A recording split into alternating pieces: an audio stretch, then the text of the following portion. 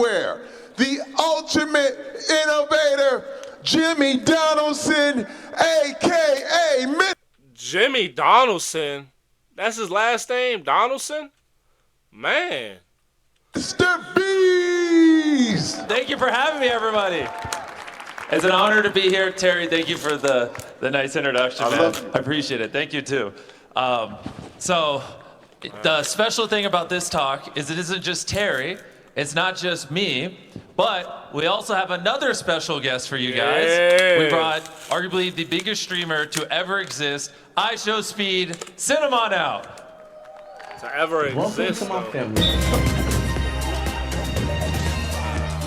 Yeah. How's it going, everybody? Mr. Ronaldo what? Mr. Ronaldo what?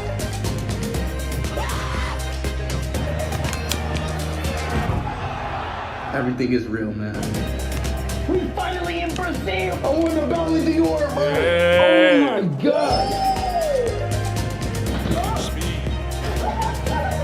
Love y'all, boys. I love you so much. All right. Have a seat, guys. Have a seat. You are looking at two of the most famous people on earth, period. These guys are kings at what they do. But let's talk about the journey, man. I mean, it's a little bit, we see where you are right now, but everybody wants to know, how did you get here? What were the things that you did just to get to this point? I'm gonna start with you, Jimmy. Yeah, well, it's like me asking you guys, how did you get where you are? Summarizing it at a high level, let me think. Basically, you know, I spent my teenage years really obsessing over what is it that makes people want to watch a piece of content? Why do certain pieces of content get hundreds of millions of views? And I just kind of studied virality and obsessed over how do I make a piece of content that people, no matter where they are in the world, they would enjoy it. And that's kind of what, at a high level, I spent a decade of my life doing. And, you know, it kind of started off with me when I was younger. I counted to 100,000. I just sat at a computer, counted for 40 hours straight. And people all around the world were like, what is this idiot doing? And then from there, as I started making money, I started giving it away, doing philanthropic things and doing these bigger and bigger spectacles. And that montage, it showed I buried myself alive for 7 days. So we dug a coffin, put it 10 feet underground, buried me alive for a week. And we just kept doing cooler pieces of content where no matter where you are, if you're, you know, in Asia or America or the Middle East, you know, someone burying themselves alive or someone ordering some food on a delivery app and then tipping the person $1 million. That's content that you find entertaining. And so just really obsessed over how to make global entertaining spectacles that people would enjoy. And yeah, I've been doing that since I was 11 years old. I'm 17 now, and here we are. And then also Speed, I mean, he has an equally crazy story. I mean, this guy can't go anywhere without a horde of people following him. Yeah, so me and Beast kind of started way, like, we do the same thing, but it's not the same thing. But I'm over here, he's completely over there. Yeah, but the same lane, kind of. But I started when I was 15, young. I always just loved streaming. I always was in love with streaming, content creation. Grew up watching MrBeast. He was an inspiration of mine when I was a kid. I'm 20 now. But as a 15-year-old kid, you know, I was always obsessed with streaming. And I always had this character to me, these tweaks. I was always athletic. I was funny, that and third. So I started streaming. Once I started streaming, you know, I felt like what I always kept something like towards me, I always like kept the authenticity. I always put authenticity over virality, because when you stay to yourself and stay grounded to yourself, you can get way more farther, and your mental is way better, you know, once you just stay true to yourself. So at streaming, as I just kept growing, you know, I just stayed true to myself, you know, grew as a person, grew as an individual, and I'm here now, you know, so it's great to be here, talking about here at Joy Forum, you know, let's go. So. It's fun. Well, and he's being very humble. One of the things he also did really well is obviously football is very global, and he is very attached to it. He's very athletic. He was doing a lot of content where talking about Ronaldo and talking about what was updated in this football world. Yeah, and so he I don't know whether he did it intentionally or not. It was very genius. Basically, rode the biggest sport in the world while being very charismatic, very much himself, and that gave him a lot of global appeal because basically everyone knows and watches football. And since he became kind of synonymous with that, especially in the social media world, it just took him to crazy heights. I want to ask you guys, did you ever think it would be this big? I mean, you both started very, very young, but did you have this global mindset when you started out, or were you just, did it sneak up on you? You know what I mean? Yeah. Go ahead, Speed. You want me to kick this off? Yeah, go for it. Well, me, heck no. I mean, I would have never thought I got 50 million subs now. I'm known all over the world now. I wouldn't. If you asked me this 5 years ago, even 3 years ago, I'd be like, hell no. So, but I mean, obviously, I grow. I'm still growing now. I'm only 20 now, so it's more that I even got to learn from what I know now. But I would have never thought that I even got this far. But things happen.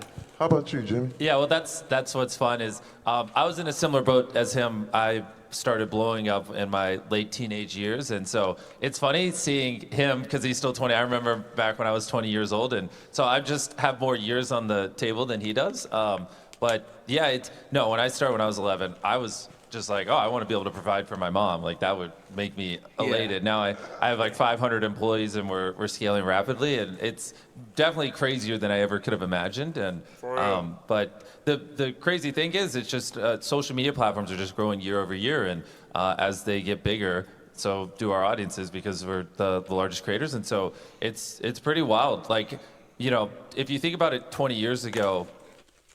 So think of it as like a TV ad with a catalog component where I can choose on the Roku app and immediately. There wasn't like a TV show that people all across the world watched. There wasn't like every country has its own TV networks and stations, and so it wasn't really possible to have this much reach where an average one of our videos will get 250, 300 million views. So you grab 33 random people anywhere on the planet, and on average, one of them has seen our newest video, which is kind of crazy when you think about it. But that just wouldn't have existed decades ago because there was no media and there was no channel where that could happen. And so that's the beauty of social media is like a website like YouTube. They're probably at 2.5 billion monthly users now. So, that's over a third of the world, or around a third of the world. And so if these trends keep continuing and social media platforms keep growing, the largest creators are just able to reach, literal percentage points of humans alive. And it's this is all relatively new things that we're seeing flush out in real time. And so it's pretty crazy. No, I see this time. This is what I love about what you're saying when you're talking about the growth of the social media platforms. I'm a little older than you two. Maybe just a smidge. Just a smidge. I started out in the sports world. I was a football player who didn't start acting until I was 30, and didn't know it was my gift. Didn't know, but it was a different time then. Back then, when the celebrities. Hollywood basically told you who the celebrities were, and you believed them. But what I like now is that the shine is off celebrity, and you get to pick who you want. It's kind of different. Now, someone who's sitting just like you guys were can be bigger than the Hollywood movie stars. It's never been a time in human history where it's been like that. And that's why I look at this as an opportunity for everybody out there. But see, you guys had to work, man. Hey, I started with nothing. I started with a PlayStation 4, and I'm pretty sure any kid out there has a PlayStation or any console in their room. So I didn't have nothing. So you can start off from anywhere. Seriously, like you don't need the best of the best. For real, nigga, you can start from anywhere. I forgot what I started on, though. I think I started on an Xbox. Like, my first video was like an Xbox or something like that. No, wait. I think it was my phone. No, my phone was... Yeah, I think I started on my phone, though, actually, y'all. And the Xbox, it was in, like, I was reacting to that, and then... Yeah. The camera and all that, it was on the phone and all, yo. I was going through it those times. But now, I got a whole streaming setup and all that. I had to edit and all that on my phone and all type of stuff. It was real difficult of doing that. But now I got a whole setup and all that. Now I can just click a button and all that. That's why I'm grateful, y'all. That's why I'm grateful, man. Like, thank you. Like, for real. Of equipment, I promise you. When it comes to that's doing real. streaming. And my next question, and you brought it up earlier, authenticity. This question is for both of you. How do you guys keep it real when millions of people are watching you? You know, one thing that a lot of people are really scared of is showing themselves in front of the camera, you know, and showing themselves to the world because, you know, they face ridicule, they face a lot of everything. Talk to me about that process and how you go through it. I can kick it off. Speed is his content revolves around him solely. Mine, I have more people in my videos, so he'll probably, if you're trying to be really, really, you know, one-on-one with the audience, he'll probably have better advice than me. But for the most part, with me, agreed. You want to be able to connect, and it's even harder because we have such global audiences and people all around the world care about different things and you know, grew up differently and things like that. And so one of the ways that I connect with them is that's why you know, it might seem silly why, you know, like I referenced earlier, why I buried myself alive for 7 days, but that video is essentially me in a coffin just communicating with my fan base for, you know, 15-20 minutes because the whole video is just me being buried alive. Or I spent 7 days on a deserted island, 7 days in solitary confinement. We do a lot of videos where, you know, we trap me in things that aren't as fun, but it's just basically a video that revolves around me doing something. And so then I can be vulnerable about the experience and I can connect with my audience. And so for us, it's just mixing in content that allows you to do it. And it is very important because that is the appeal of social media. Is it's not, you know, Speed's not playing a scripted character; he's being himself. So people, you know, like I see some little kids over here. They probably watch Speed stream, and so you know they know him like they know their friends. They probably arguably know Speed better than they know their friends, just because they've seen him talk more, they've watched him more, and they've heard him speak more. They know more about him, and that's kind of the appeal. If you're not being authentic, people can tell. Like you can't hide it. Like he probably has, I'm just making up a number, but over 10,000 hours of him talking on the internet. Like if he was trying to be someone he's not, people would have noticed. They would have seen a bunch of inconsistencies, and then it just destroys the allure of it. Yeah, I mean, like the thing with me, I'm 24/7 talking with my fans. You know, I'm a streamer, so I got the chat literally attached to my pan, looking at chat 24/7, talking to them. You know, inside jokes. I see my fans as my friends, so it's like basically talking to your friends. You know, you just gain a connection with them because I'm just with them every. That's what I'm saying. That's what I see y'all as. You feel me? I don't see y'all nothing different, you know? I don't see y'all as, like, different people. I don't know. I just don't, like, look like that way. I don't know. I don't have that perspective. You feel me? I just talk to y'all like I would talk to my homeboy or something, like you know, chilling for real. But it's like, it's wild though, because I'm talking to somebody, but not really. You feel me? I'm talking to a camera the whole time, but you know, this is my dream, and I gotta do it. You feel me? Gotta live it up. I always wanted to do this. So yeah, we started from zero subscribers. Now we got 999. You telling me I'm not gonna make it? It's crazy. Shoot, you telling me that people don't watch me? You telling me that what? Come on now, let's be for real.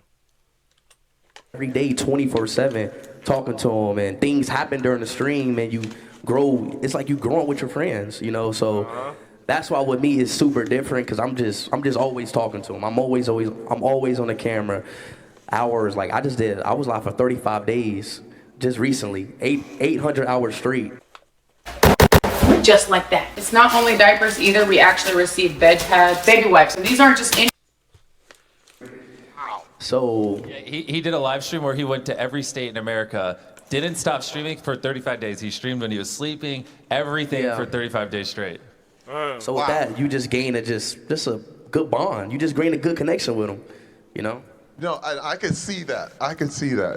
This is crazy, man. And I love the connection that you have with both of your audiences, and that is the definition of being authentic. You know, it's funny real. because I had a question come to me when I had some success after White Chicks and Everybody Hates Chris and with Expendables, and people were like, It gotta be where I knew Terry Crews from.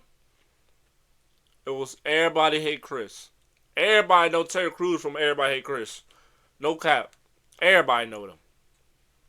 Like anybody say, oh yeah, Terry Crews. Oh, from Everybody Hate Chris. Like yeah. Come on now. And White Chicks too. White Chicks. Expendables. A little bit because it's like new. I feel like. But yeah. this guy came up to me, he said, hey man, how do you keep up your image? And I said, you don't have one. You just be you. And that's the easiest way to be. And that's the next question I wanted to ask you guys is, just like I was given this question, what is your piece of advice, your top 3 pieces of advice for the next generation of streamers, of celebrities, of people who really, really want to reach that level that you guys have? 3 things. For one, I would say, obviously this might be the most cliche one, but it really like means a lot, is be yourself. Like, don't try to become me, try to become a better me, you know? Like, don't try to chase on what I did. Do something, like, become better than me. Don't become like me, become better than me. So that's the first one that I say. The second one that I would say is, Beast, you help me on this one. I can jump in and help. Well, I think, yes, that in terms of making the content successful is important. In general, you know, I know this is being broadcasted, and obviously due to our fan base, a lot of younger people are going to see it. I think in general, you should, my biggest thing has always been surround yourself with people who make you what you want to be. You know, obviously if you spent, you know, the next year, a couple hours a day with me and Speed, you would naturally be infinitely more successful as a content creator.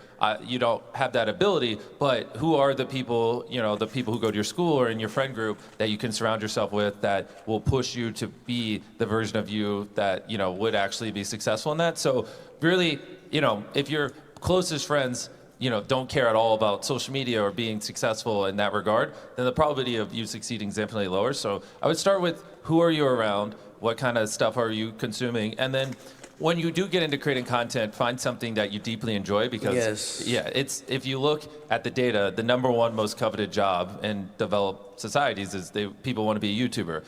That is just like, you know, 20 years ago, like in the West, it was they wanted to be an astronaut or this or that. Now they just want to be a YouTuber. It's like, it crushes every other job by a mile. And so many tens of millions of people are gunning for it. And the reality is, like, I mean, it took him years, it took me decades to make, or over a decade to make it. And if you don't love it, you're gonna quit way before you even make it. So it's something that you gotta fall in love with, and you gotta put your all into it. You gotta be very determined, because there's millions of other creators that's trying to do the same thing. So the thought of you doing it for 10 years before anyone potentially watching you, which is a real scenario for a lot of people, you know, makes you want to vomit and scares you away, then it's probably not for you. But if you hear that and you go, well, I love doing it, and this is what I'm deeply passionate about. And in my case, when I was 11, I was like, I'm going to become a YouTuber or I'm going to die trying. Those were the only 2 outcomes. Me too, nigga. Me too, MrBeast. For real, though. I'm gonna become a YouTuber or I'm gonna die trying, because this is what I love, y'all. Like, I be at, like I try new stuff, I mean. It just ain't me. Like, I don't know. It's just like I can't do nothing else but doing a YouTube. Like, I was thinking, I'm like, what could I do that, like, a job that I could do that I would like, and I like myself, like, doing every day, and I couldn't find nothing but YouTube. You feel me? I couldn't find nothing but YouTube. Like, I don't know what I be doing, like, that I'd be happy about. Like, oh yeah, I'm working over here. You feel me? Oh yeah, like 30 years from now, like, I don't want to be all, like, at a 9 to 5, like, working all, like, being depressed, working hard and all. I get the money part, but like all money ain't good money. You feel me? All money ain't good money, but you know, that's like I like. That's why I like working with kids and all that, cause they bring back youth and all that. You feel me? They fun. They energetic all the time. They run around and stuff. They fun to be around. You feel me? It's a fun job. Like it's a fun job. I be chilling with them. I be like, hey, what's up, what's up? They be saying what's up to me and all that. I be like, yeah, what's up? Yo, man. I just be reminiscing about like the old days, man. I'm like, man, I wish I was a kid again. But just bring back my youth. You feel me? But like if I work with like CNA, you feel me? Working at the senior citizen home or doing that, it's depressing. You feel me? It's not for me. It's oppressing. Like it's like it kills like your like human like instinct. Like you know, like literally, I seen a lady die up in there. And you think I'm gonna work in there? Like nah. Like I don't want to think about like. The thing I think about like when I'm working with the kids and all that, I be like, oh yeah, I'll be thinking about my youth. You feel me? But then when I'm working with like you know residents and all that at a senior citizen home, you feel me? I've been thinking about like, dang, what I'm going like.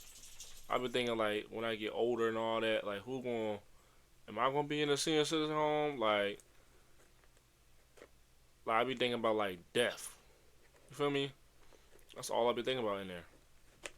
Like oh yeah, like I be just seeing them like just right there, just like fading away type. I'm like man, I hope I don't be like that when I get old, man. I just been thinking about a whole bunch of stuff like dementia and all that, like bunch of stuff. Like I hope I don't get that when I'm older. Like man, I don't know, and just I hope I ain't like hopeless, like helpless. You feel me? I hope I can just move around and stuff. Don't be like stiff. Don't be just like sitting there just staring, just like ready to die. Like I ain't trying to be like that though. You feel me? So that's why I ain't want to be there. Like you know, I don't want to work like at a spot where I think about like death all the time. You feel me? Like talk about like oh yeah, like just thinking about that. Like I don't want to think about death. I'm too young to think about that. Like you feel me? 20 years old, think about oh yeah, that's what I'm trying to chase my dreams. Like oh yeah, what if I would have did this? What if I did that? You feel me? Like some of them in there didn't even accomplish their dreams. Like it's just crushing though. I see it in they like eyes. They like yeah, stuff didn't turn out how they wanted it to turn out. They probably worked a 9 to 5 and all that, and it just didn't turn out how it wanted to be, man. And they ended up in there. Just wow. They want life to be different for them. You feel me? They want life to be different for them, but it can't be because it's already done. It's already finished. They already like already at their peak age. Like you feel me? 80, 90, 70. Like come on, man. Like it's wild. Gets you thinking though, for real, for real. That's why I like working with the kids and all that, accomplishing my dreams. You feel me? I got to, cause I don't see nowhere else to work at, man. I don't want to work at a 9 to 5. You feel me? If I would have worked at a 9 to 5, work with the kids, something like that, do something that's helpful. You feel me? Not like I don't know. That's helpful too. Like working at senior citizen is helpful, but it's like so much you could do though. You feel me? Like they ain't gonna be happy. Like just they there. Like they not gonna. It's so much they could be happy about. Like why? You feel me? Like come on, they ain't asked to be there. They had to be there. You feel me? So yeah. You kind of need that level of stubbornness because to make content that people watch, it has to be better than what's out there. And it's going to take you many years to develop those skills. So if you have people around you who push you, who make you better, who are also obsessed, and you're making content that you deeply enjoy making, and you're fine with doing for a very long time without anyone watching, you at least have the guardrails to achieve success, in my opinion. Wow. Wow, this is good. Was that 2? Or we got one more left. His third one, we'll make his the third one. We got Be one more authentic. piece of advice left. All right, yeah, let's get one more out of Speed. Okay, one more I would say is, you kind of just pushed all the buttons. It's good. Meet Shock CryoGlow, the new med spa inspired mask with under eye cooling. IQ LED technology uses high powered LED and deep infrared.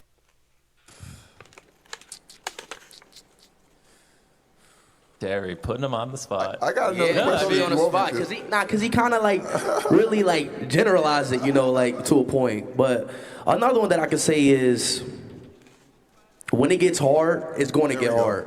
It's definitely going to get hard, and it's going to be a point where nothing's growing. It might be a point where you have no viewers. I started off with no viewers. So when you get to that point, that wall, like that wall breaker, it happens to everybody, every creator out there who wants to do this. You just got to push through that, try something new, and keep going. You got to find a new lane. So I started off with 0 viewers, 1 viewer, but I kept going. So, to allude to the point that you just brought up about it being hard, one thing, I'm gonna add this question because it's not on the list, but the thing about social media is that it can be unforgiving. And what I mean is the comments. Everybody, you see the comments, you hear the comments. How have you guys dealt with really, bad treatment or comments or, things that can really affect your mental health? This is one thing that I want to bring up, especially with young streamers and different things. How have you guys dealt with naysayers or what you call haters?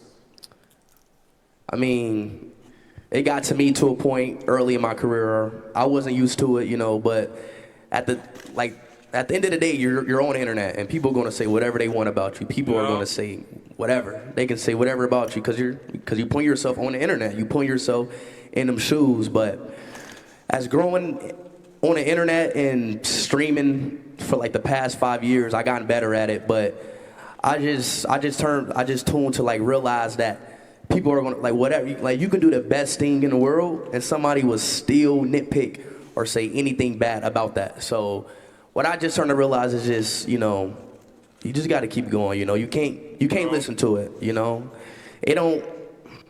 MrBeast. Yeah, no, I mean, I'll echo on what he's saying and do a +1. And the way I like to view it is exactly what he said. At the scale our audiences is, someone's always going to have an issue with what you're doing. And so it's more a percentage game, right? Like if he does a live stream, 5 million people watch it, if there's only 100 negative comments and there's 10,000 positive ones, then you did something right. Like very few things in the world can you get 99% of people to agree on. And so it's just looking, because that's where a lot of people run into issues is they'll read 20, 30 comments, they'll see 2 or 3 negative ones, and then we'll zoom out and look at the macro and realize it's just a very small percentage. And so best case scenario, which is easier said than done, and even I relapse, is just to not, get emotional when reading it and just look at comments as objective feedback. And, if majority of them are like, this is awesome, then you're good.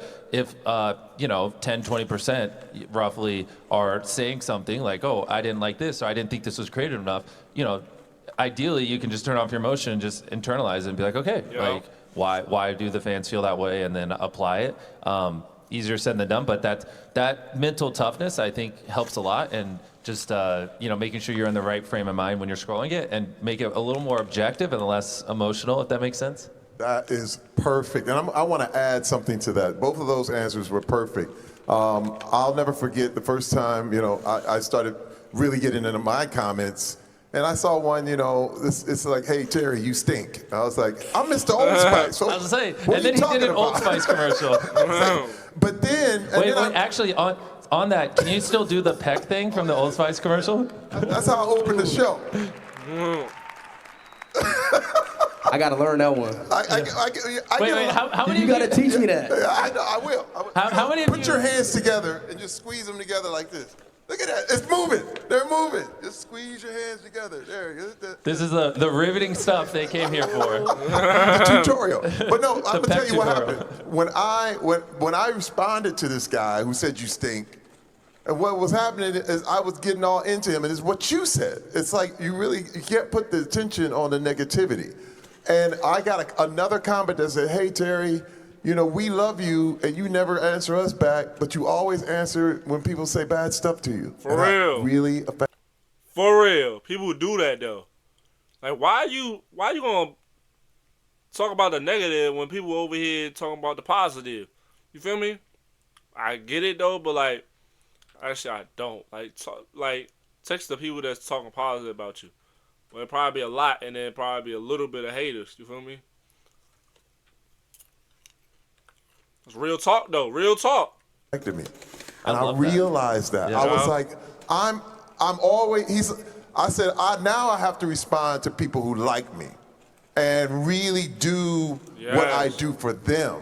Yes. You know, and that changed my whole frame of mind. It made my experience on the internet a lot better. So that's just me right there. I have another question for you guys. Man, everything is changing so fast. When we look at the internet, you look at AI, you look at, man, 1 minute, you know, everything's primitive. The next minute, you can shout a prompt into a microphone and the images come out jumping and screaming. Yeah. How are you ready for the new changes? How are you going to reinvent yourself? Talk to me a little bit about the future of this game. Yeah, I mean, that's a fun one. Obviously, everyone sees it. Things are developing very fast. I think in our cases, I think it'll push people more towards authentic content because I think I saw recently that the amount of AI-written articles past the amount of human-written articles dropping, and it's growing exponentially. But in the terms of content, as more and more of this stuff that's just trained on models drops, people are going to look more for the authentic stuff. And the beauty of creators like us is we have a long-term brand we built over time where people know that they can trust our videos and they can rely on them, and it's great content. It's just like, you know, when animation came around, it didn't destroy Christopher Nolan films. You know, we still love them. They're still some of the highest-grossing movies ever. And so I think it'll be the same case here and push people for more authentic, real Yeah, content. because people will always want the real stuff over the fake stuff at the end of the day. Yes, and then in terms of tools, though, I think it'll be helpful. Like, you know, it's all across what we do. Even something as little as, you know, when we film with 1,000 contestants in our show Beast Games, which actually we shot some of the episodes here earlier this year. It was a lot of fun. Actually, it was in the studio right beside this one. Pretty funny. Yeah, thank you. It was amazing. I was shocked. Your guys' studio space here and just the talent you have here is mind-blowing. And so hoping to shoot a lot more here. But in this regard, just on so I was talking about Beast Games. Since we had 1,000 contestants, part of what typical game shows or competition shows would do is they'll just have a story producer walk up to a person, put a camera on them. They're like, you're the villain, say this, you're this, say this. Whereas we just have cameras rolling 24/7, so we don't have to put words in people's mouths. They can just speak whenever and we get the footage.